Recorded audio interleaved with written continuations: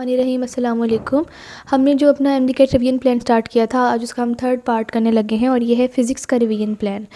तो आज की वीडियो में मैं आपको बताऊंगी कि एमडी कैट की प्रिपरेशन के लिए आपने फ़िज़िक्स को किस तरह से रिवाइज़ करना है। तो सबसे इंपॉर्टेंट चीज़ जो होती है फ़िज़िक्स में वो होते हैं फ़ॉर्मूले। तो आपने जितने भी फार्मूलाज हैं उन सबको बहुत अच्छे तरीके से याद कर लेना है। मेरा ये तरीका था कि मैं फ़ॉर्मूला याद करके उसको 3-4 दफ़ा लिख लेती थी पूरा फ़ॉर्मूला, और ताकि वो मुझे भूले ना, और फिर डेली बेसिस पर 10-10 फार्मूले या 5-5 फार्मूले याद कर लिया। आप लोगों के पास एक फ़ॉर्मूला शीट भी होगी, अक्सर एकेडमीज़ में स्टूडेंट्स को दे देते हैं फ़ॉर्मूला शीट, या अगर आप लोग फेसबुक वगैरह पर कहीं पर सर्च करें तो आपको एक शीट मिल जाएगी, उसके ऊपर जितने भी फर्स्ट ईयर और सेकंड ईयर के फ़िज़िक्स के फार्मूले हैं वो लिखे हुए होंगे। तो वो अगर आप लोग ले लें तो वहाँ से भी आपको बहुत आसानी से सारे फार्मूले रिवाइज़ करने में आसानी हो जाएगी।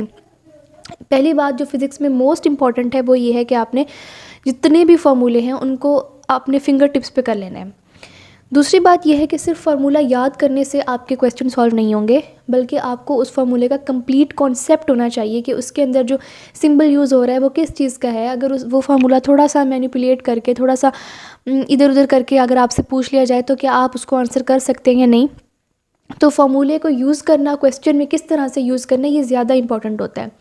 अच्छा, अब फार्मूले को क्वेश्चन में किस तरह से यूज़ करना है, इसके लिए आपको करनी पड़ेगी प्रैक्टिस। एक तो आपने मैक्सिमम न्यूमेरिकल्स की प्रैक्टिस करनी है, जितने भी आपकी प्रैक्टिस बुक्स में दिए गए हैं बहुत ज़्यादा आप फार्मूले की प्रैक्टिस करें। इस तरह आपको फार्मूले याद भी होते जाएंगे और आपकी प्रैक्टिस भी होती जाएगी। दूसरी चीज़ क्या है? दूसरी चीज़ ये है कि फार्मूले का कॉन्सेप्ट भी रखें अपने माइंड में। फॉर एग्जांपल, जैसे इलेक्ट्रोस्टैटिक फोर्स है, उसका फार्मूला है F=K Q1 Q2/r²। अब आपको ये भी पता होगा कि इसमें K क्या है, इसमें F क्या है, इसमें Q1 क्या है, Q2 क्या है, डिवाइडेड बाय r² क्या है। एक तो आपको ये सब पता होना चाहिए कि ये चीज़ें हैं क्या, ये क्वांटिटीज़ हैं क्या, जो ये जो सिंबल लिखे हुए हैं इनका मतलब क्या है। दूसरी चीज़ आपको ये पता होनी चाहिए कि अगर हम इन क्वांटिटीज़ में से किसी को चेंज कर दें तो क्या फ़र्क पड़ेगा फार्मूले के ऊपर। फॉर एग्जांपल, वो आपसे पूछ लेता है कि अगर आपने magnitude of the charges double कर दिया, यानी एक चार्ज का मैग्नीट्यूड आपने डबल कर दिया, तो फोर्स के ऊपर क्या इफेक्ट पड़ रहा है। दोनों चार्जेस का मैग्नीट्यूड डबल कर दिया तो फोर्स के ऊपर क्या इफेक्ट पड़ रहा है। आपने मीडियम चेंज कर दिया तो फोर्स के ऊपर क्या इफेक्ट पड़ रहा है। आपने जो डिस्टेंस है between the charges, that is r², अगर आपने वो डबल कर दिया तो फिर फोर्स के ऊपर क्या इफेक्ट पड़ रहा है। अगर आपने वो distance between the charges half कर दिया तब फोर्स के ऊपर क्या इफेक्ट पड़ रहा है। या वो इससे उलट सवाल भी पूछ सकता है। वो आपसे पूछ सकता है कि हमने फोर्स को 8 टाइम इंक्रीज़ करना है तो बताएं कि हमें चार्जेस को कितना इंक्रीज़ करना पड़ेगा। या वो आपसे पूछ सकता है कि हमने फोर्स को 4 टाइम्स या 2 टाइम्स या 8 टाइम्स या 16 टाइम्स, जितना भी वो देना चाहे, कम करना है, तो फिर आप बताएं कि हमें रेडियस को किस तरह इंक्रीज़ या डिक्रीज़ करना पड़ेगा, चार्जेस को किस तरह से इंक्रीज़ या डिक्रीज़ करना पड़ेगा। और मीडियम के हवाले से भी वो आपसे क्वेश्चन पूछ सकता है। तो इस तरह से जो फार्मूले से क्वेश्चंस आते हैं वो इस तरह आते हैं कि एक ही फार्मूला होता है जो आपने याद किया होता है, सिर्फ उसकी क्वांटिटीज़ को इंक्रीज़ डिक्रीज़ करके आपसे क्वेश्चन पूछा जाता है, और अक्सर स्टूडेंट्स इसी चीज़ में कंफ्यूज हो जाते हैं। तो अगर आपको एक फार्मूले के ये तमाम एस्पेक्ट्स आपने अच्छे से किए हुए हैं ना, और वो फार्मूला आपको याद भी है, तो इसका मतलब आपकी जो फ़िज़िक्स की 80% तैयारी है वो तो हो गई है। तो सबसे पहले जब आप फिज़िक्स की रिवीजन करने बैठेंगे, फाइनल रिवीजन, तो सारे फार्मूले, जितने भी फार्मूलाज हैं उन सबको अच्छी तरह से याद कर लेंगे। उसके बाद कभी कभी ऐसा होता है जो थ्योरी का पोर्शन होता है फ़िज़िक्स के पेपर, क्योंकि ज़ाहिर है सारे तो न्यूमेरिकल्स नहीं आने ना, कोई थ्योरी का पोर्शन भी आना है, उसमें कभी कभी ऐसा होता है कि बुक की लाइन भी आ जाती है। तो आपने एक दफ़ा बुक को भी रीड कर लेना है, जो आपको थ्योरी दी गई है ना उसको भी आपने एक रीड दे देना है। ख़ास तौर पर जो सेकंड ईयर की फ़िज़िक्स है ना, उसमें थियोरेटिकल पोर्शन ज़्यादा है, तो उसको एक दफ़ा आप गौर से अच्छे से पढ़ लें तो वो भी आपके लिए बेहतर रहेगा, आप सेफ़र साइड के ऊपर रहेंगे। थर्ड चीज़ जो आपने रिवीजन करते हुए याद रखनी है वो है ग्राफ्स। बहुत ज़्यादा इंपॉर्टेंट है, और अगर आपने अपने जो प्रोविंशियल एमडी कैट होता है, ख़ासतौर पर जो यूएचएस का एमडी कैट होता है, अगर उसके पास पेपर्स देखे हो तो आपने देखा होगा कि ऑलमोस्ट हर पेपर में कोई ना कोई ग्राफ से रिलेटेड क्वेश्चन होता है। तो ग्राफ आपने बहुत अच्छे तरीके से करने हैं। ख़ास तौर पर ये जो एक्सेलरेशन टाइम ग्राफ है, डिस्प्लेसमेंट टाइम ग्राफ है, वेलोसिटी टाइम ग्राफ्स हैं, और भी जितने भी ग्राफ्स हैं फर्स्ट ईयर की फ़िज़िक्स की बुक में, सेकंड ईयर की फ़िज़िक्स की बुक में, जो आपको एकेडमीज़ में कराए गए हैं, सारे ग्राफ्स आपने बहुत अच्छे तरीके से देखने हैं। तमाम ग्राफ्स का आपका कॉन्सेप्ट बिल्कुल क्लियर होना चाहिए। कभी वो आपको ग्राफ देकर उससे भी न्यूमेरिकल पूछ लेता है, या कभी वो आपको ग्राफ देकर उससे रिलेटेड कोई भी क्वेश्चन पूछ सकता है। तो आपको जो ग्राफ का जो आपका कॉन्सेप्ट है ना, वो बहुत क्लियर होना चाहिए।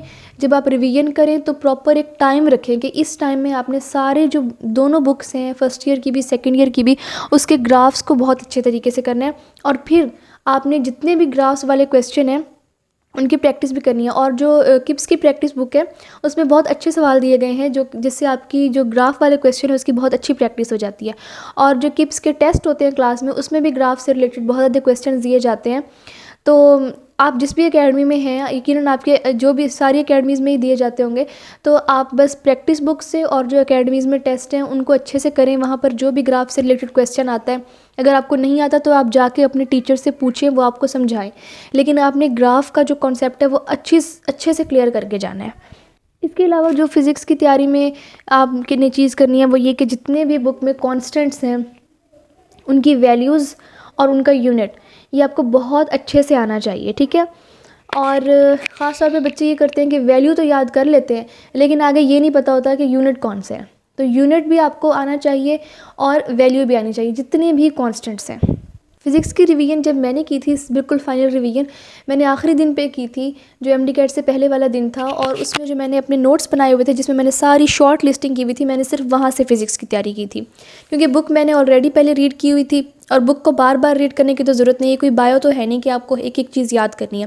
फ़िज़िक्स में आपको कॉन्सेप्ट लेना होता है। तो बुक मैंने रीड की हुई थी, तो मैंने आखिरी दिन फ़िज़िक्स को जाके तैयार किया था और उसमें मैंने जितने भी मैंने अपने नोट्स बनाए हुए थे जिसमें शॉर्ट लिस्टिंग की हुई थी, उसमें मैंने सारे फार्मूले भी लिखे हुए थे और पॉइंट्स की शॉर्ट लिस्टिंग भी की हुई थी।